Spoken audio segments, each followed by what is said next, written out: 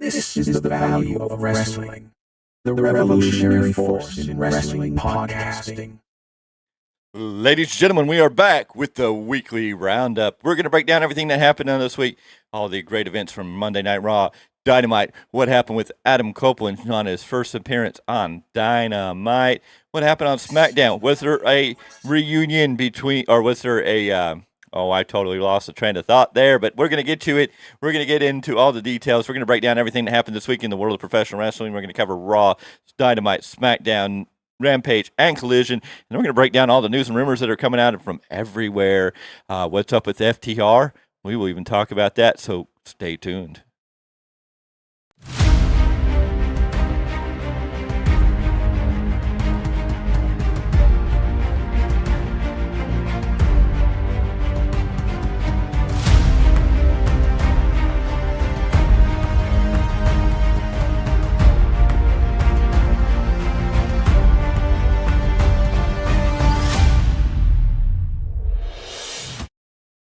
And we are back. Ladies and gentlemen, this is Value Wrestling. This is the weekly roundup right here on the YouTube channel. We are back with another weekly roundup for the week of October 7th.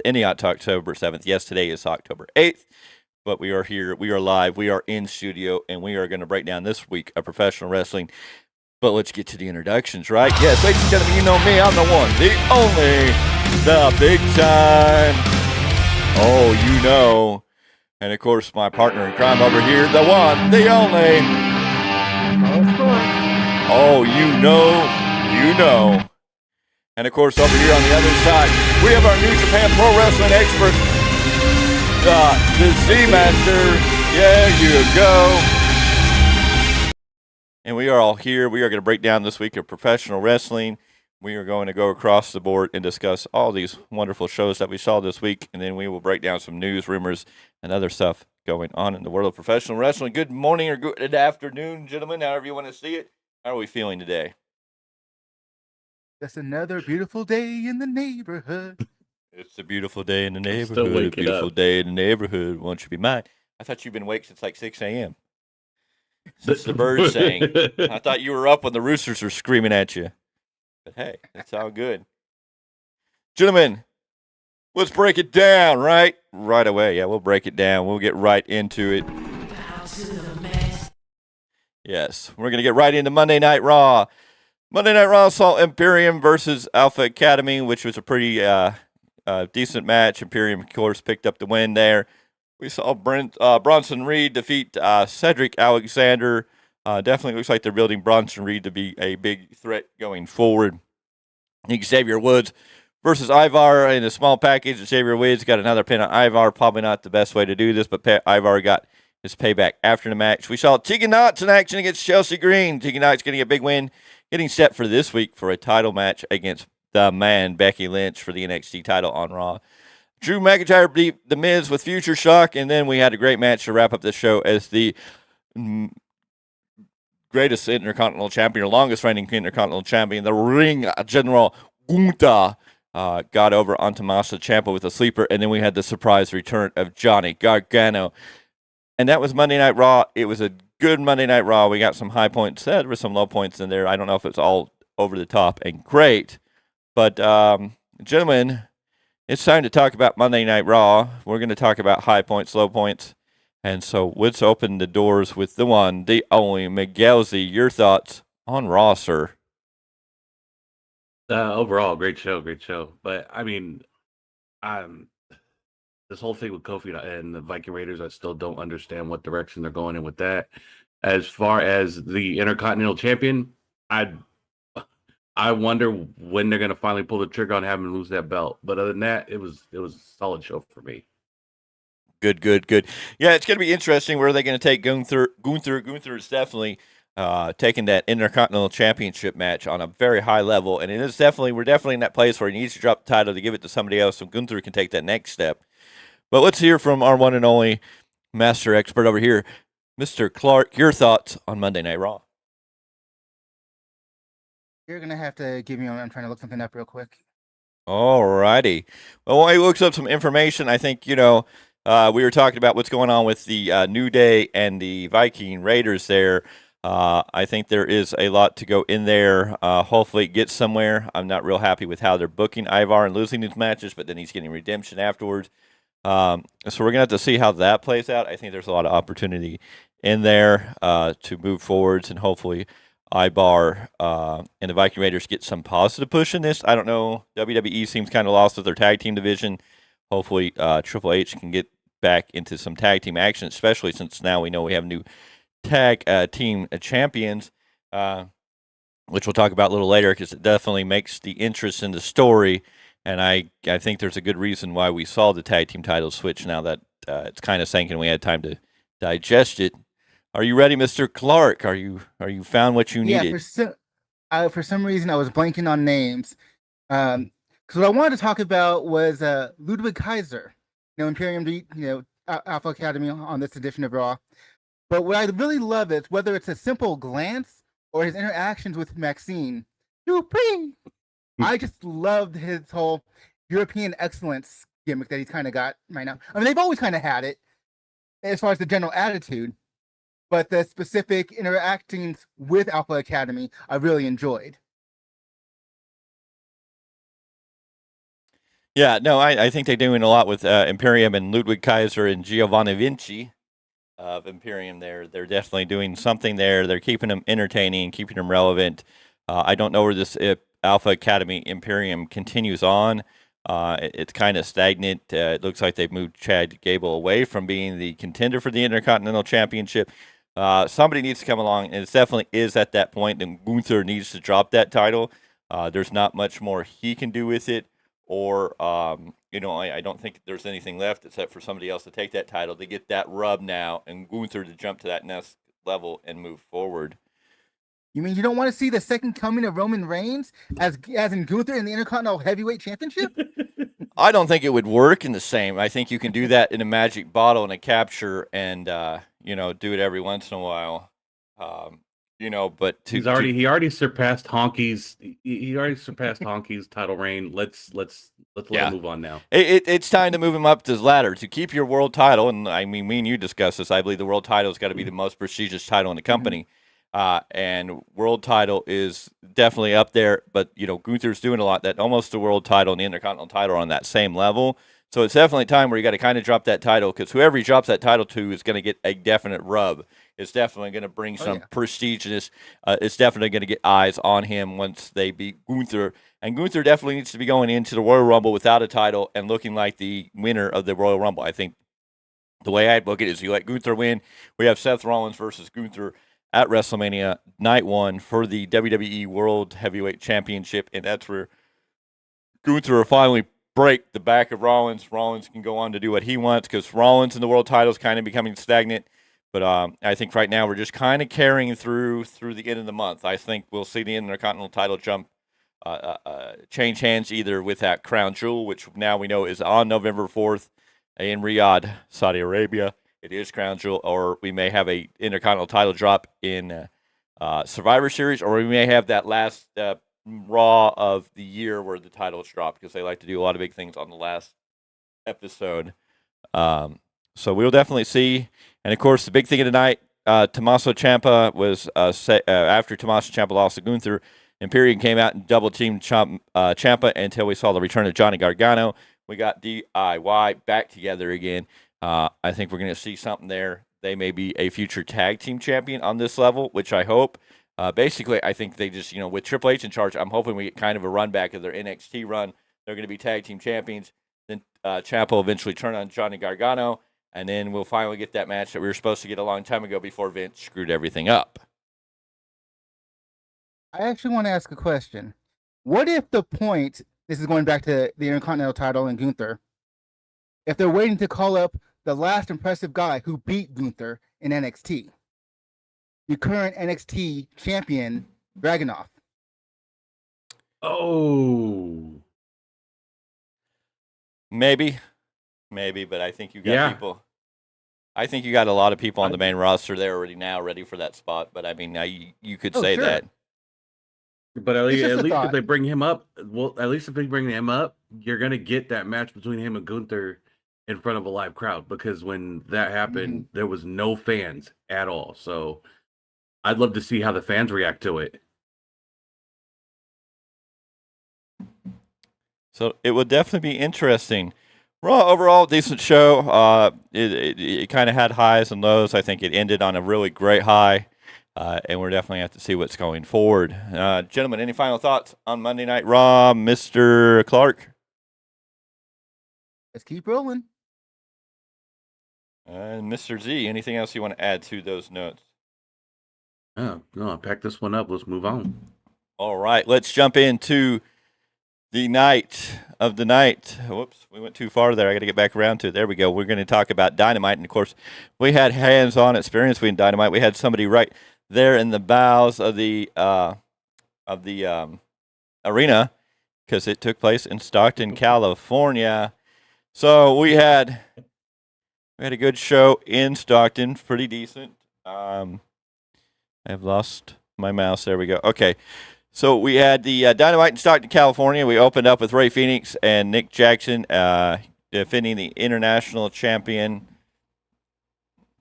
And, God, I lost all train of thought. Anyways, Ray Phoenix was taking on Nick Jackson, defending the international champion. Ray Phoenix came out the victor with a roll-up on Nick Jackson. A decent match. And then we had Wardlow come out of nowhere. It was a very weird moment. He was introduced kind of. Griff Garrison was already in the ring, and then Josh Roberts said, and his opponent, and then just stopped talking, and it took a minute for the music, and he had new music, and I think it took a few minutes for the fans there to realize who it was. He came out and just obliterated Griff Garrison. It was stopped by ref stoppage. Then he jumped over the guardrail and walked out of the ring and walked away. It was a weird, I don't know what to even say about it. It was really weird. Then we went and had the trios champions of Billy Gunn and Acclaim beating Kip Sabian, the Butcher, and the Blade.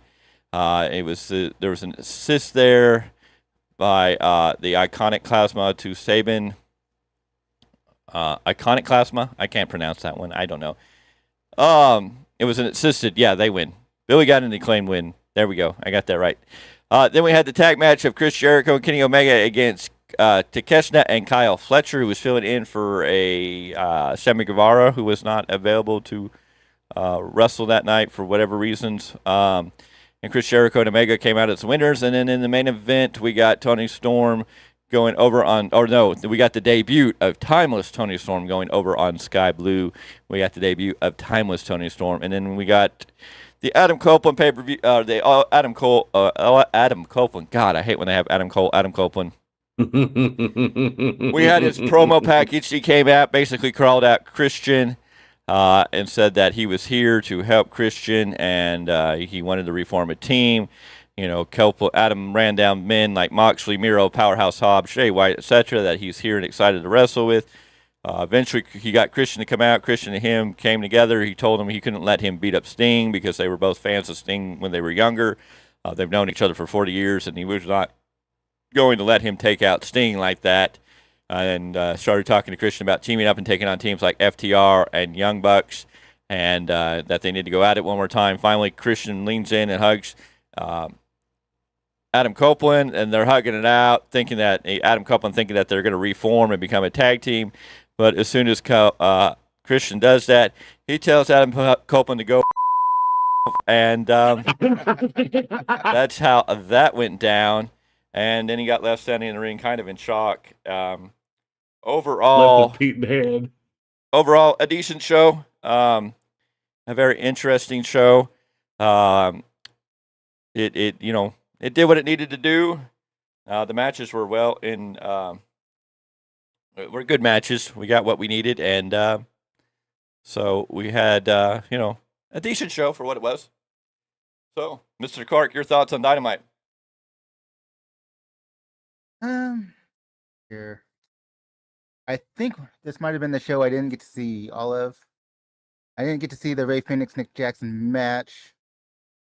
Actually, yeah, I didn't get to see most of it now I think about it. My service provider was just kind of messing up that night. One thing I will say is I love Timeless Tony Storm's character work. I thought she was already a good wrestler in general, even her short time in WWE, it's like, okay, she's doing good. But now, like, I'm just like in love with this character just because it's so over the top. And that's just a part of storytelling that we kind of grew up on, from the WWF into the present day. Like, having the right balance between pro wrestling, the in-ring action, and character work is just so essential to have the best of both worlds and just bring the overall fan interest in. Mr. And so- Z, your thoughts on Dynamite? Well, obviously, I was there, so I got to see all this Yes. firsthand. It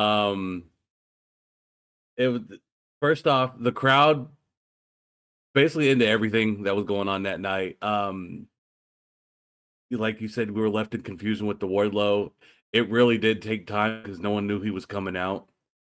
And then when he came out, then he finally got his big pop, however you want to call it. But I'm with Paul on this one. I really enjoy Timeless Tony Storm. The crowd loved it. She really plays into that character very well.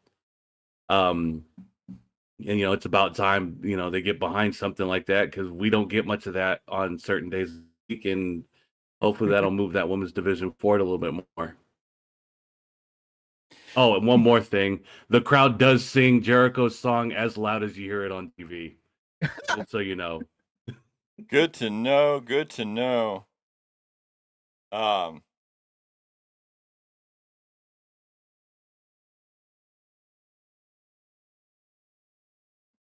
But yeah, it was definitely a good night. I know the viewership and the numbers weren't as high as they probably wanted to be. Adam Copeland, his promo, the storyline they're starting to paint is going to be very interesting. So we'll have to see how it goes. Overall, it was good matches. And we will have to see how it all plays out going forward. It was decent. I think the only weird thing, again, was the Wardlow, the way he just kind of came out. It took a minute for people to get in and behind it. They did chant his name for a little bit, and then it kind of died down.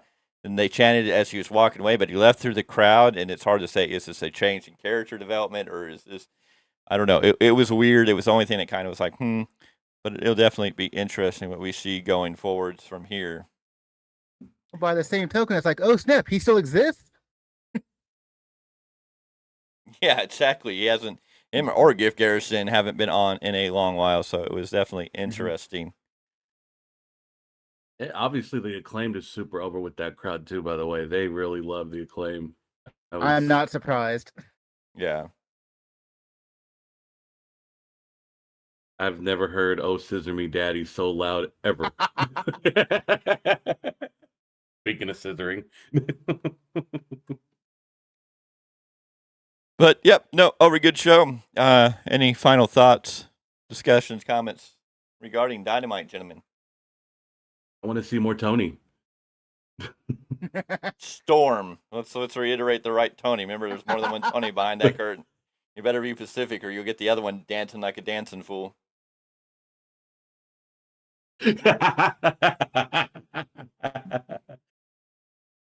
We need more Timeless Tony Storm in our life, so let's Okay, hopefully thank move you. with that. Thank you for clarifying. Keep us safe. I'm sorry, he was dancing. don't encourage Tony Khan because he may be listening. You know that. Well, gentlemen, let's. Oh, well, there we go. Some more dancing. Oh, okay. Hey, it's dance party time. Then let's do it right. If we're gonna get into dance party time, we just need to break it down way down here.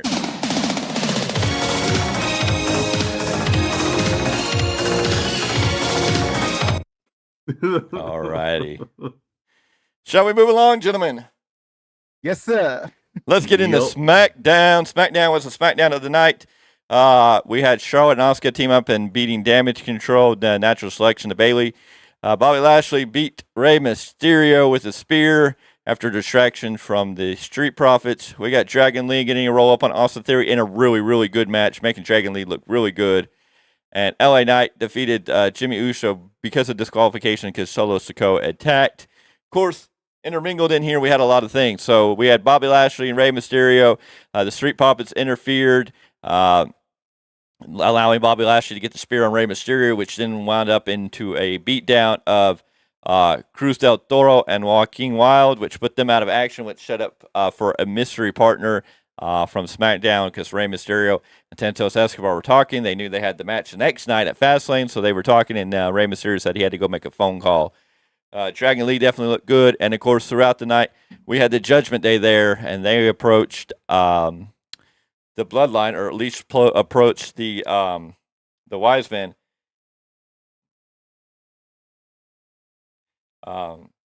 Judgment Day went into the. I'm not sorry, Judgment. Sorry, Bloodline went into the what was supposed to be their locker room, which is where they found the Judgment Day. Yeah, the Judgment Day took over the Bloodline's locker room. So when the Bloodline came back, the Judgment Day was sitting there. Rhea Ripley basically made herself the leader of Judgment Day in the scene and tried to get Paul Heyman to acknowledge her and say that the deal was done as Judgment Day and the Bloodline made an alliance, or we thought was possibly an alliance. Of course, Paul Heyman eventually went off to call Roman Reigns to get the okay from the Tribal Chief. And at the end of the night, after LA Knight was attacked by Solo Sikoa, the Bloodline was out there. John Cena came out to help, and then that's when the Judgment Day came out, and then you had basically a 6-on-2, and then Cody Rhodes and Jimmy Uso, or Cody Rhodes and Jey Uso, sorry, when you got Jimmy and Jey Uso. Jay came down with Cody Rhodes to sort of even up the odds 4-6, and then the brawl happened. Solo Sikoa, Paul Heyman pulled Solo Sikoa down, but eventually Solo Sikoa got in the ring, and they're definitely building the Solo Sikoa versus John Cena match. That definitely looks like they're coming up in the future. But what are your gentlemen's thoughts on SmackDown? We'll start with you, Mr. Z, our own Z-Man.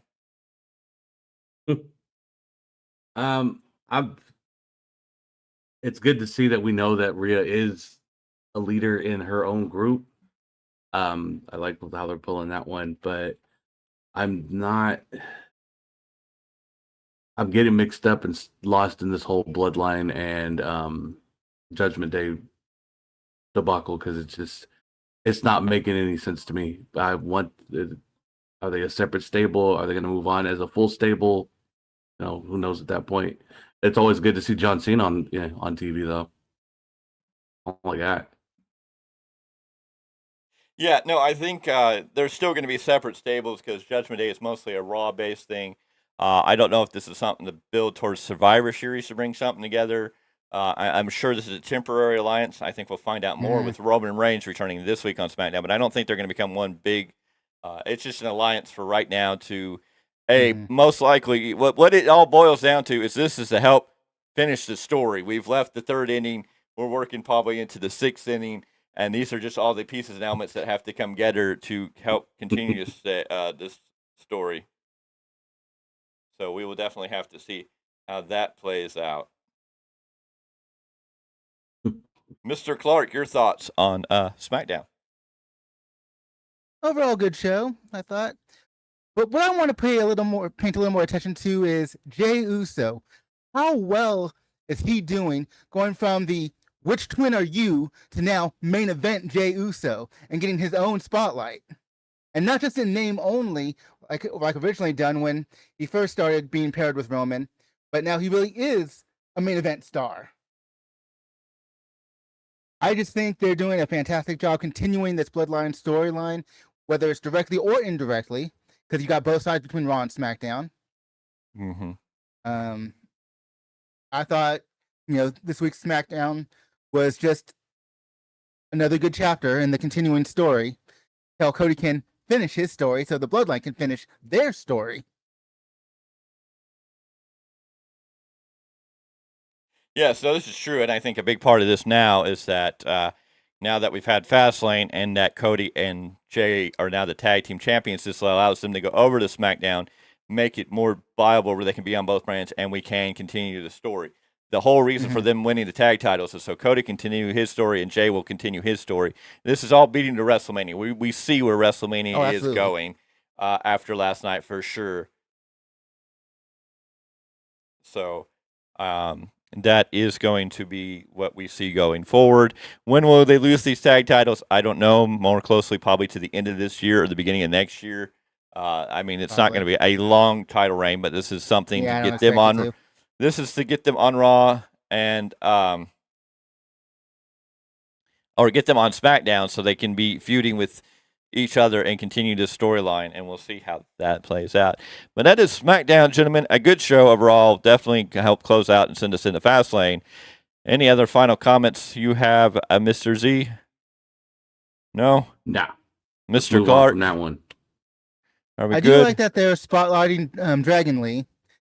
That There we integration go. between NXT and main roster is really nice. Like they should have been doing this for the last few years.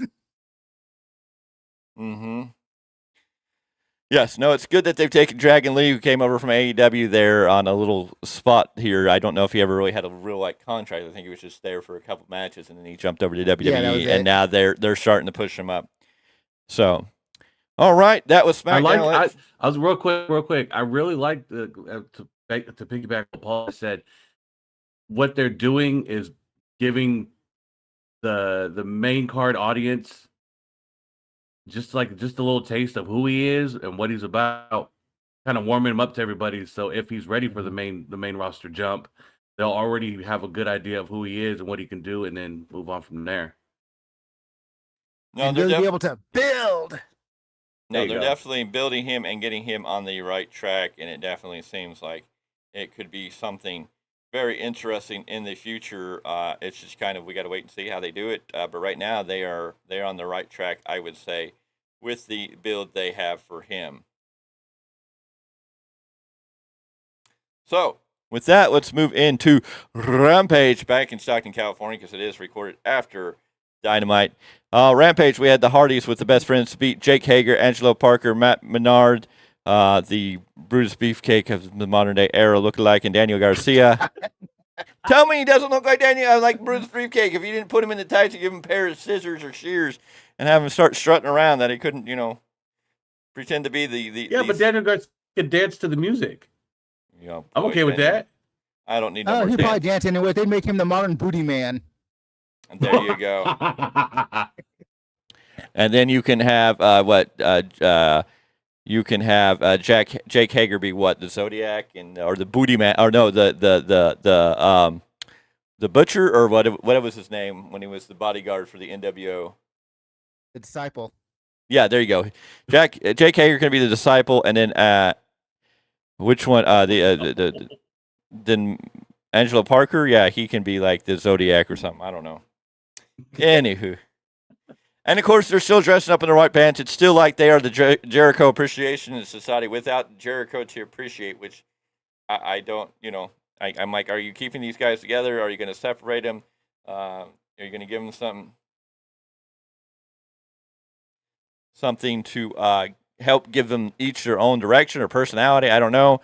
But the Hardys and Best Friends get a win in that match. Then we had Claudio Castagnoli teaming up with Wheeler Yuta to take on Levi Shapiro and Wise Guy Ruiz. And, of course, your boys Claudio and Wheeler Yuta win. Nothing over spectacular to talk about there. It was a decent match. It was what you expect in a jobber match. And in that aspect, you have two big names versus a couple of jobber guys. That's what you expect. Then we had Commander versus Lince Dorado versus Penta El Zero Miro and Johnny TV for a chance to face Eddie Kingston on Collision for the Ring of Honor World title, right? I'm correct in that? Mm-hmm. All right. Mm-hmm. And, of course, the Commander gets a big win there with a 450 on Dorado. And so Commander will be facing Eddie Kingston on Saturday night at Collision for the Ring of Honor World title. And then in the main event, we had Hikaru Shida teaming up with Chris Statlander against Nyla Rose and Amir Shafir. And the team of Hikaru Shida and Chris Statlander to pick up the win in a basic good women's match. It was Rampage. There's not a whole lot to get over on Rampage. Rampage is kind of a floater show. It did what it did. But Miguel, you were live in person there. What do you think the show was of the show? First off, I got to give props to Wise Guy and Levi Shapiro. Those are local boys. You'll see them up and down California on the indies. Great wrestlers. They did what they had to do to do the best job they could to basically get beat. And let's just say, oh my goodness, Claudio beat the snot out of both of them. Did you mention the dance competition that we had with Hardy and Garcia? No. Yeah, no, there was a small one on that one. I think that was more over with anybody else, but other than that, it was Rampage. I mean, you can't really say much to that. I have one question for you. Did you say dance?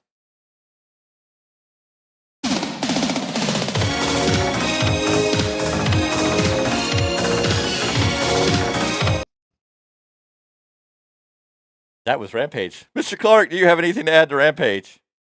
Let's see. Quick notes about Rampage. What can you say about the former appreciation group that's doesn't have anything to appreciate anymore? Real quick note about Levi Shapiro.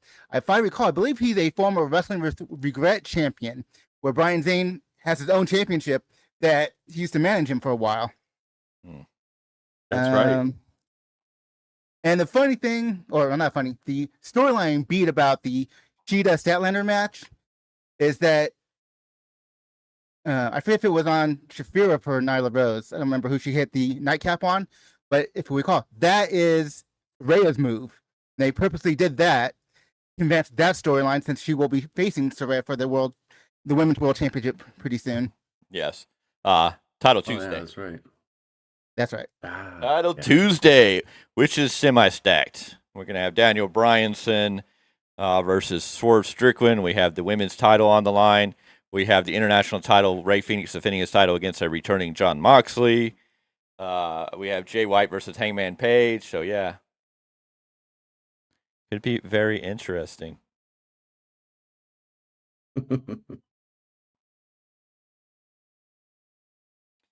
So that was Rampage.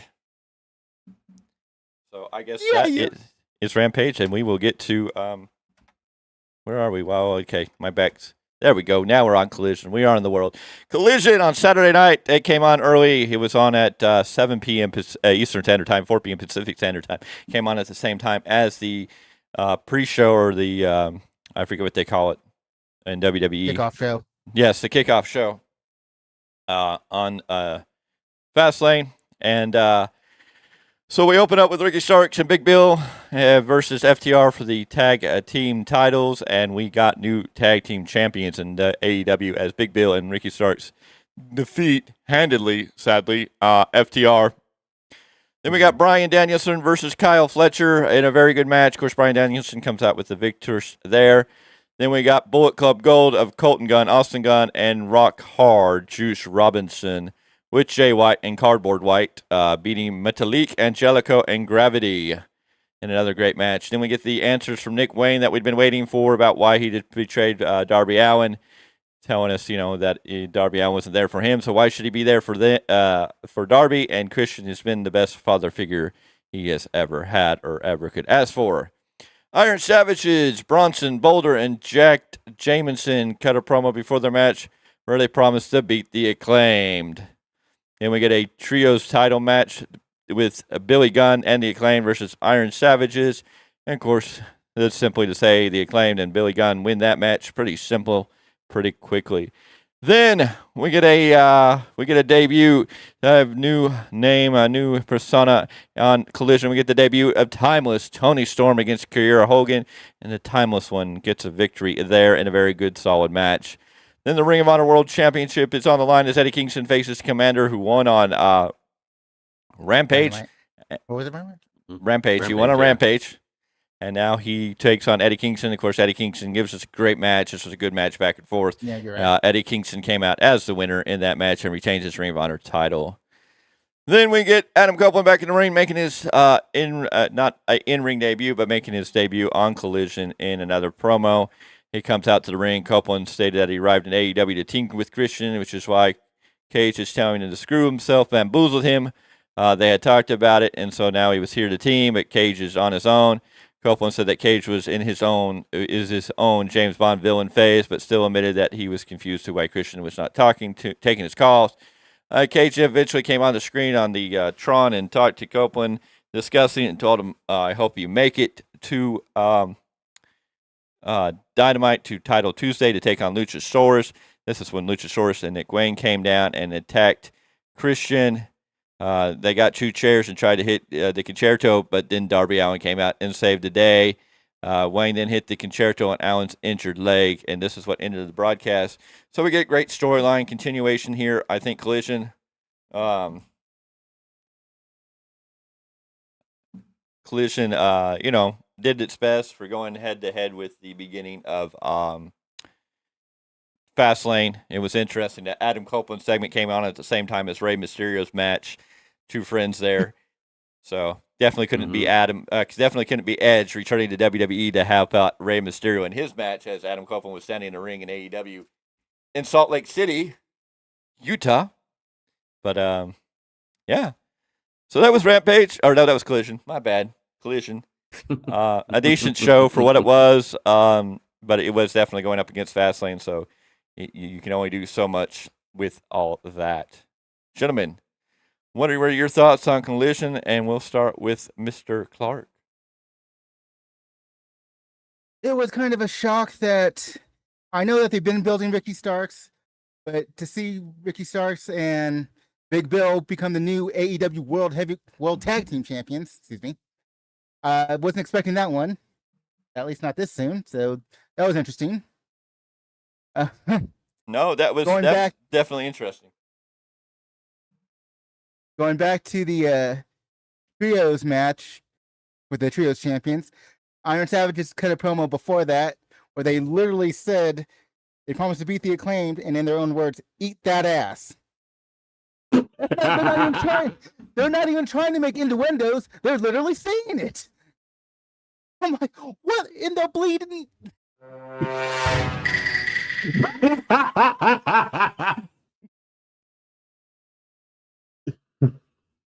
Are they doing with Bear Country? They call them Iron. It's such a fail, in my opinion. Which is why that sound goes perfectly. I was gonna say, speaking of what you said, eat that ass. Did you see what old timeless Tony Storm did to Kira Hogan? There you go. Maybe they were just playing into that. Oh, I also remember. I don't know if we were off air. I made some kind of comment about because I think at one point I was like, she chopped her rear or smacked her rear or something. I said, so Juice Robinson's not the only one who gets to smack that ass. All right. There you go. They'll play into, and I say they, I mean certain wrestlers will play into not necessarily the gay thing, but I mean it's like they'll tease something without being overtly, into whatever. Mm-hmm. Just because they know it adds a little bit of spice. Eddie Kingston and Commander, you knew what to expect out of that off the top. There was just no ifs, ands, or buts about that. And seeing Adam Copeland kind of continue the story, kind of give us a little bit more on, what's going to go on between him and, I almost want to say Jay, Christian, and having Luchasaurus come out and actually have some physicality, I think was a good move. Get us a little more interested in the coming match. So that's my thoughts on Collision. They definitely got to do something because they got Title Tuesday coming up and they want to get eyes on Title Tuesday. That's for sure. Mr. Z, do you have any closing arguments, statements, debates, or anything you want to say about Collision? Why does Christian have to be everyone's daddy? There we go. That's what I want to know. Look, you don't got to be your daddy. Yes, he is. You don't have to be jealous that, Christian hasn't came to you and being your daddy. But you know what? I've got a perfect substitute for you, There's somebody that I think can be your daddy. No. But yeah, no. Overall, Collision was a good show. They did what they could to go head up with the pre-show that was on at the current moment. So we'll just see what Title Tuesday brings. What the? Oh. Cat. Yes, there's a cat on the screen. I kind of just showed up out of the blue. Don't be jealous of that either. I know. Because we always need pussy on screen. Oh, hey now. Let's watch our undertones out here. Yes, but the innuendos. Get it. We need to step a little bit back from some of the underlining under the windows. Anywho, so that was this week in wrestling. At least on TV show basis. Good week. I think we've covered everything. So I guess we can get into some big news and rumors, spotlighted stuff. We've had a lot of different things up there, and we thank you if you're in the chat for being here. Of course, if you're viewing this later, we appreciate you for viewing this later. And always remember, you can be part of the Value Wrestling family simply by hitting that subscribe button. It costs you free $99. All you have to do is hit a button, and it's absolutely free. No long-term commitment, but we hope that you will join us and become a part of the Value Wrestling family. And with each subscription, you help this channel grow and this family become bigger and help us move forward in becoming a revolutionary force in the wrestling podcast game and submitting our flag in the world of the IWC as somebody that has arrived on the show. And we thank you for your continued support. Make sure you ring that bell for notifications so when we go live, like we are right now, and then any other time we go live or any new videos come up, you will be notified to let you know that there are new video, new content, or that we are live on air and that you want to tune in to see what we are talking about. Because we're always here to bring you the very best, the most updated news, rumors, updates, sports, and break it all down for you. So we hope that you will join us each and every time. This is the Value Wrestling. This is the weekly roundup, and we are here now. And we are going to be here every Sunday at 12 p.m. Pacific Standard Time going live. We're going to break down this week's wrestling. We're going to break down this week in wrestling from every show to any news, rumors, and anything else that's going on in the wrestling world. So, moving into the world of news, rumors, and reports, CM Punk. Of course, last night on Fastlane, was it? They had Pizza Hut commercials, and Pizza Hut, of course, is owned by a company called Yum, which is Pizza Hut, Taco Bell, KFC. Yum is owned by PepsiCo. PepsiCo makes Pepsi. Pepsi is the favorite drink of Phil Brooks. Phil Brooks is CM Punk. So CM Punk to WWE confirmed, gentlemen. Your thoughts or feelings on the possibility of CM Punk returning to WWE, Mr. Z? Kind of indifferent because of how everything happened, him leaving, fighting, drama. But to them, that's dollar signs. So they need to do what they got to do. Yeah. Mr. Clarke, your thoughts on the Punk one returning? Yeah, I don't think it's as big of a deal because anything you can think of that's negative about his leaving AEW, it's like, well, it wouldn't be tolerated in WWE to begin with. And on top of that, he already knows how that system works, so he's not going to even try to pull the same BS. He knows what he can get away with and what he can't. Yeah. And I think he's going to be he would be more professional in WWE anyways because of the culture they have there. No, and I totally agree. I think the culture is going to be better there, and if he has any little bit of creative control in what he's going to do, and if they bring back the heel Punk that we need that just kind of rages out, I think it could be good. Could we get a babyface Punk? Sure. If they let him go out and kind of make a scene about whatever happened in AEW and let it be part of his character development, it could be good. And again, there's a lot of money on the table to be made there, and WWE would kind of be foolish not to take it, regardless of past histories. So I'm pretty sure we're going to see Punk. If we don't see him at Survivor Series in Chicago in some form or another, of course, we've got the new way to introduce things, because we saw Jade Cargill at Fastlane, but she didn't really appear any more than a backstage segment. So, I mean, you could even do Chicago where you have Punk show up, being there. You know, you can make his presence felt, but not really have him involved in anything until maybe the Rumble. Yeah. A great way to tease what could happen in the future. So it'll be interesting to see, but it does seem like Punk is closer to being part of the WWE family again than ever before. It was reported on multiple sources that he at least sent out feelers and that there's talks, and I think if there's anywhere where there's talks and there's interest, I think you're going to see CM Punk back in WWE. Now, Real quick. One thing before we move on.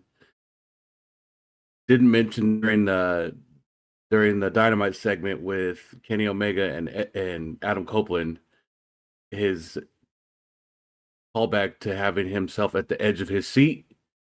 That's one thing I've noticed when guys come back, whether those who have came to W have not fired a shot back at them. okay. Yeah. So In other news, it looks like Mercedes Moné is cleared. It looks like she has finally been cleared to wrestle, and the rumor, the speculation, and everything going on is it seems like she is headed back or head not back, but headed to a debut within AEW. It looks like Mercedes Moné may be all elite. It may be showing up at Full Gear is more the direction everybody's pointing at. But Mercedes Moné, maybe she needs to show up at Title Tuesday this week if she's cleared and able to get anything. And Tony Khan can get something done. Mercedes Moné in AEW, gentlemen. Your thoughts and feeling, Mr. Clarke. In the words of Tony Khan, let's fucking go! That's about it. I thought let's go was more of a Pat McAfee thing, but okay. No, it's not just let's go. It's let's fucking go. There you go. Mr. Z, your thoughts on the Mercedes Moné showing up in AEW and Mercedes Moné being all elite? Who do you want to feed dwarfed? That's where I'm at. It should be very interesting. She jumps into AEW. We're going to get some great matches there. We'll see how it plays out. She's built up in the right leg, but it is definitely going to be an interesting thing to see. But with that news, Mercedes Moné headed to AEW, and another New Japan star, as we know, Kairi Sane, possibly headed back to the WWE. What are our thoughts on Kairi Sane rejoining the WWE? Mr. Z, tell me how you feel about that one. That is a Triple H find, I believe. So that makes sense. If he's running the shows as far as we know, I'm okay with that. Mr. Clarke, your parts on the Pirate Queen, I think, Kairi Sane returning. Pirate Princess, I believe. Pirate Princess, something like that, yeah. Mm-hmm. I'm down for it for sure.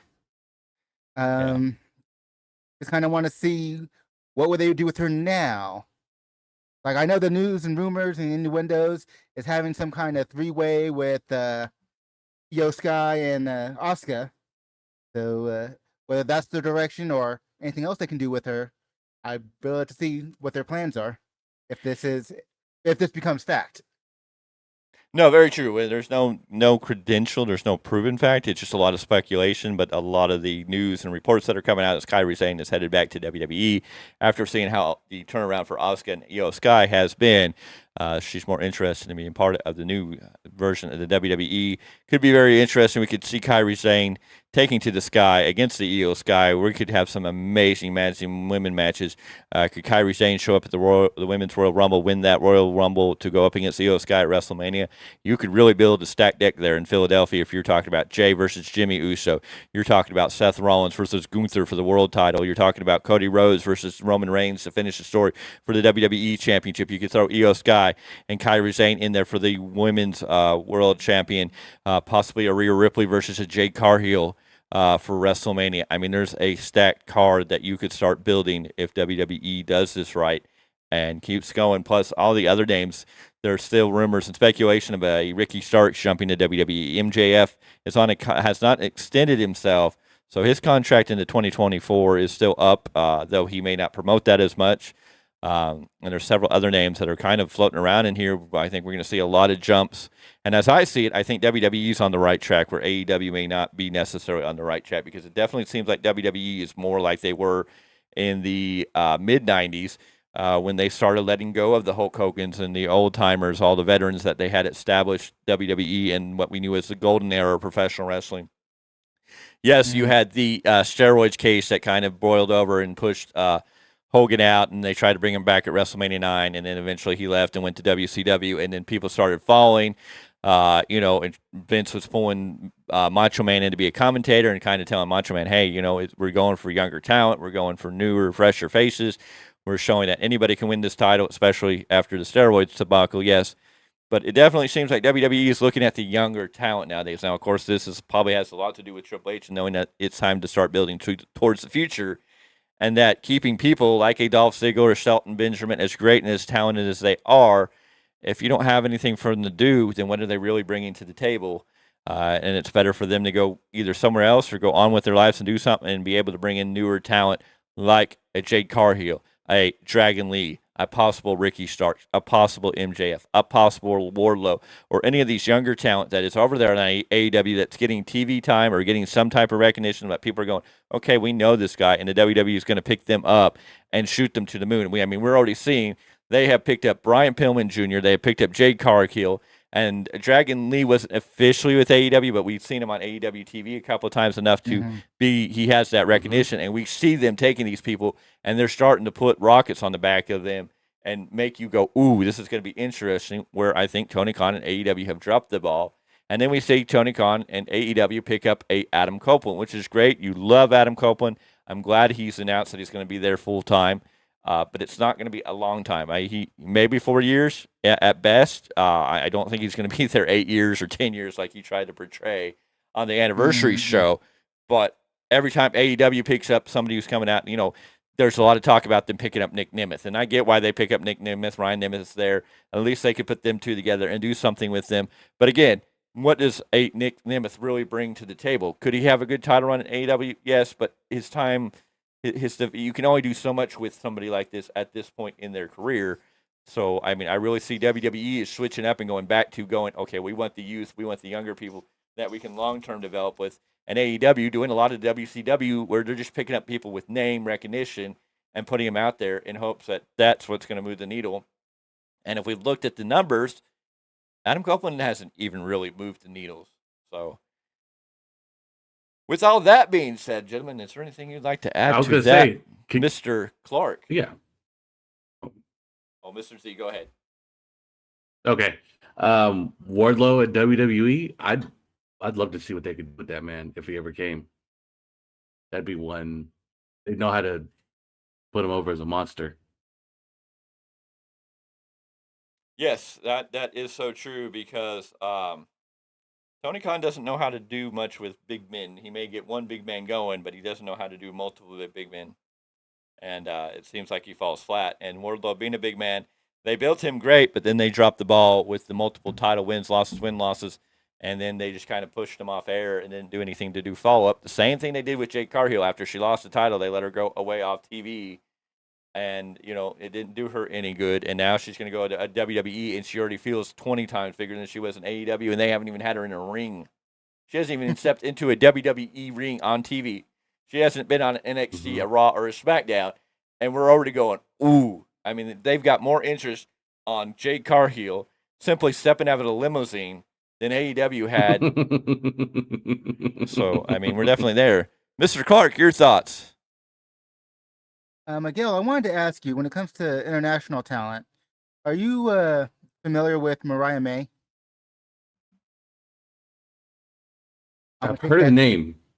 But I'm not totally familiar with it. All right, we'll move on then. Well, she is coming to AEW from everything that's out there. She's a big name over in, Stardom. Stardom. There you go. And so she is looking like she's going to be showing up at AEW very soon. I'll have to check that out. What they have on it. Yep. So it'll definitely be interesting. FTR lost their tag titles.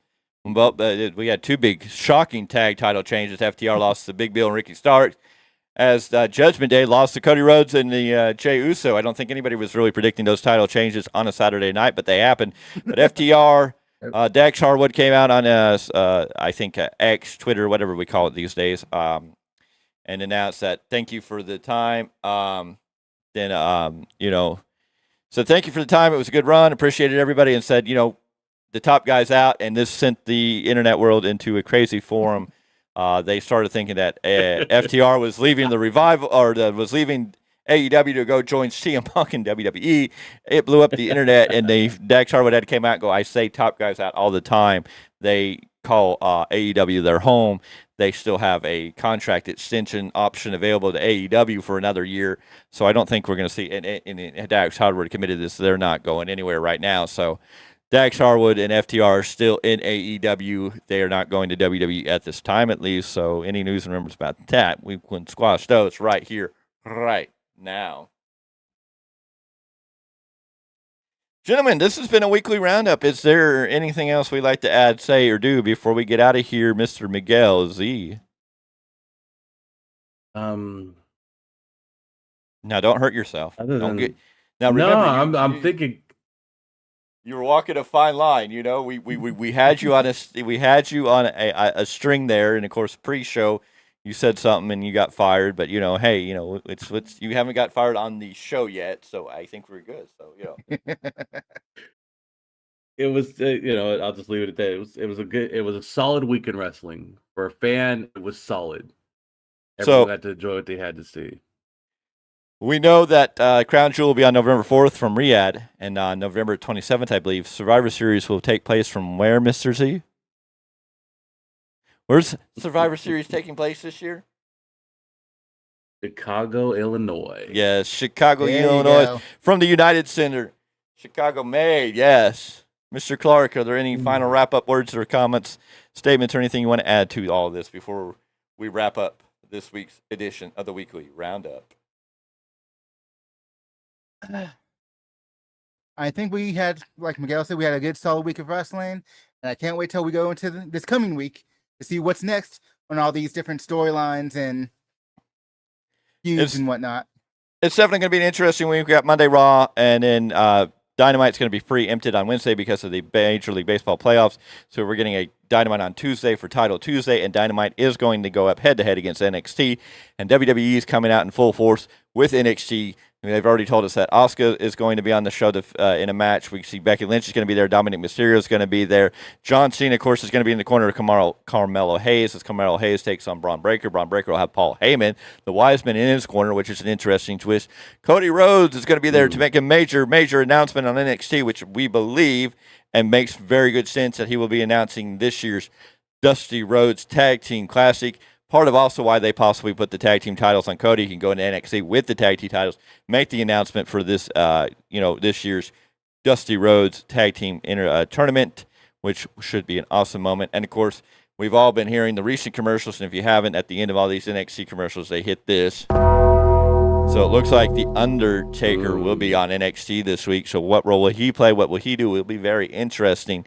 But the rest of this week looks good. We got more. Rampage will be Rampage. SmackDown, we got to see what's going to happen with the Bloodline. It's going to be the season premiere of SmackDown. Roman Reigns will be back. How will the Bloodline and Judgment Day interact with one another? How is Judgment Day going to come out after losing the tag team titles? Mommy Rhea probably won't be happy. Where's JD McDonough standing all of this after being part of the reason that possibly the Judgment Day lost their titles? How's Seth Rollins back doing? What's going to happen with Shinsuke Nakamura after Fastlane? That'll be another great twist.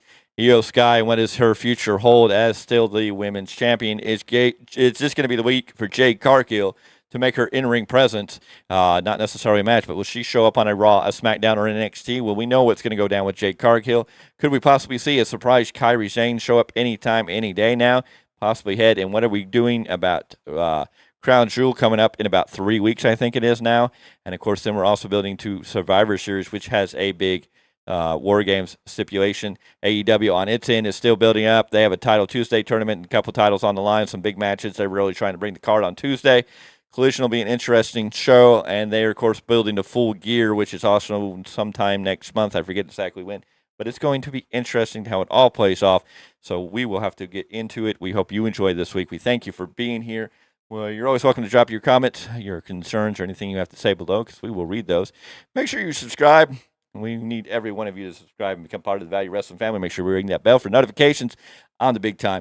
This is Paulus Clarke. This is Miguel Z. We are the Value of Wrestling. This has been the Weekly Roundup. And ladies and gentlemen, like I always say, until the next episode, we are out, and we will see you next time.